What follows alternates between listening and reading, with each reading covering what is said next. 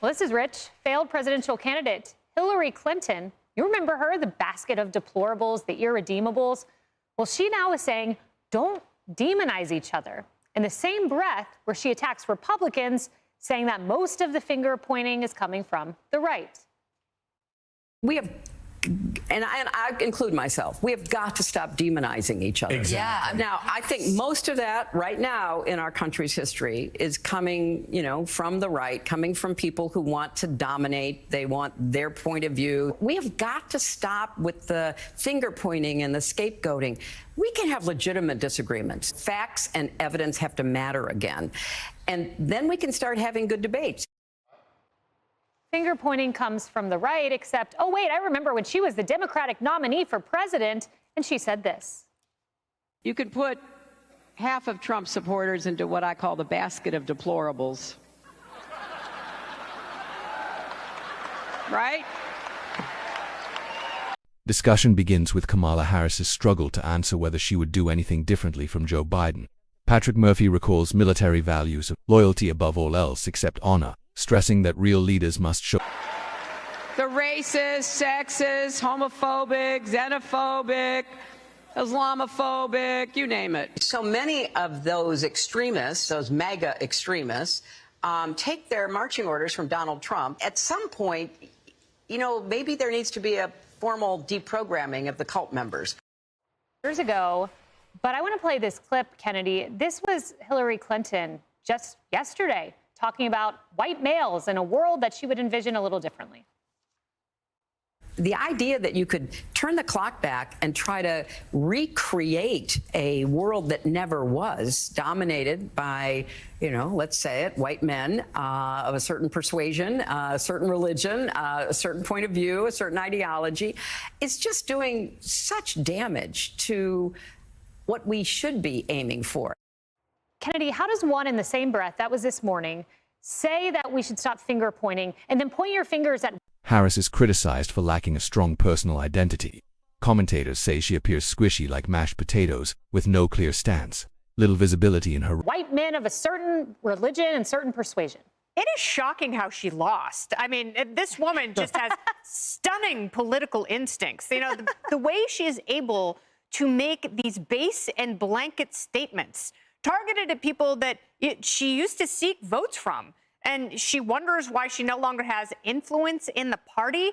I mean, I'm amazed when people still pull the string and she's like, act, with, this rhetoric that is so offensive and contrary to her initial statement. Her political career is based on attacking other people, not really putting forth ideas. Because if she had great ideas, she would have finished her second term as president. She didn't. And, Donald Trump, she thought, was the greatest gift the political gods had ever bestowed upon her because she just attacked him the entire time during the presidential campaign in 2016. And it didn't work for her. People saw right through it. So the people that she's attacking now, she wrote them a handwritten note to go vote for literally anybody else. And she's not doing herself any favors right now. She's just having this, insane contest with Kamala Harris. Which former female leader of the Democrat Party can... Analysis shifts to Harris' failed 2024 campaign, where she lost by a larger margin than Hillary Clinton did in 2016. Critics highlight her lack of self-awareness and reliance on a narrative that does... say the most offensive things to voters who patently dislike them. Yeah, and Bill, it's like she totally just chose to ignore Biden's comment about garbage that we covered, Biden's comments about the MAGA Republicans being a threat to democracy in front of that red background.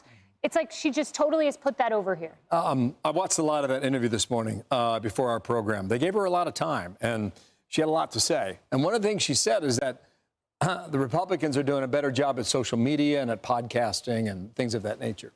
Maybe they are, but, you can do that, too. I mean, all sides can do that. Even the middle can do that. What I would argue is that this election was really decided on the issues. I mean, they tried to get rid of Trump 7 ways a Sunday and failed. And he came with an America first, heavy on immigration message, and that worked. And I'll tell you, if you watched his speech yesterday at the UN, there was a lot of that carryover. It was about immigration, how, his message to foreign leaders were, You make sure you get a handle on your situation at home. And when you stand next to Keir Starmer last Friday, and the question was about immigration in England, and Starmer had an answer. It was a nice answer. It was probably a politician's answer. And Trump said, I don't like it. I think he's wrong. And it was just like clear. It was cut. It was simple. It was right to the point. And I think maybe, you know, I'm not here to give advice to Hillary Clinton, but maybe the issues are something that should be. Instead of revisiting past elections, commentators emphasize urgent challenges like government shutdowns, unpaid veterans, and inflation. They argue leaders must address real-time issues. Have a greater focus in order to be successful. Yeah, Molly, now after Hillary made those comments, there was the ICE attack. And, you know, Senator Ted Cruz, I just want to remind people what he said when he came out after that, because I think the world he's envisioning is probably the best place to start. Listen to this.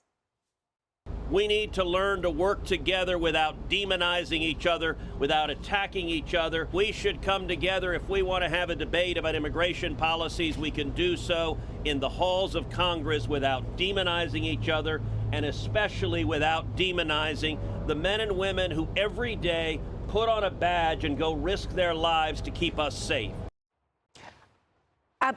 I can do nothing but agree with that sentiment, that it's time to listen to each other and talk to each other and not to use phrases like deplorables or to compare ICE to Nazis or Nazi organizations. It is definitely time to rein things in. I think to your point about this last election being about the issues, there's new polling out that's showing Republicans are doing very, very well on a swath of issues, that they're leading on immigration, that they're leading on crime. And here we have, to Kennedy's points, where has the Democratic highlights of the week been? They've been on, you know, the former losing candidate of the party, Hillary Clinton, this morning, and earlier this week, Kamala Harris. And that's not forward-looking. And what they've been saying isn't forward-looking either. They're also looking back at what could have been done better, even talking about how Republicans dominated in these spaces like social media. Why? Because they were pushed off so many other platforms. They weren't allowed in the mainstream media. So they went where their voices could be heard and voters liked what they heard. So the points that she's making there, I honestly don't know how many people are watching or listening to those points. And the Democrats are going to have to turn that around and switch it in another direction, not to mention rein in the rhetoric. Yeah, and Emily, that Reuters poll Molly mentioned shows that Republicans even have a leg up on how to handle political extremism. Yeah, well, and the deltas to me are so astounding. I mean, leading by 22 points on crime, 13 on immigration and the economy, et cetera. It is in no way close. And back to Hillary Clinton, you know, she mentioned something in one of those comments where she said, facts and evidence have to matter again. And that's the same kind of rhetoric rooted in disdain that we heard from, example, Rob Reiner earlier, where he said, well, for us to even have a conversation with Republicans or conservatives, first we have to agree on the facts. It's the same kind of people that put science matters signs in their lawn, right, but behind a gate that shuts out anyone that they actually don't want to. It's just rooted in this disdain of the majority of Americans, including those that they purport to represent. And might I remind Hillary Clinton, the former First Lady, that it was on her husband's back that she got to where she's going, because I didn't see her carving out a path for herself independently of him. So whatever white men she wants to demonize now, I mean, I guess start in your own household, especially because accountability back then looked a lot different than it does now for certain behaviors. She'd probably love to deprogram him. Yeah, and just a reminder, so she's going to need some of those white men. The Democrats are going to need them as they go into the midterm elections. The conversation closes with calls for unity, law enforcement support, and forgiveness. Yet critics point out today's Democratic Party isn't aligned with these values, highlighting deep polarization between Democrats and Republicans. So, all right.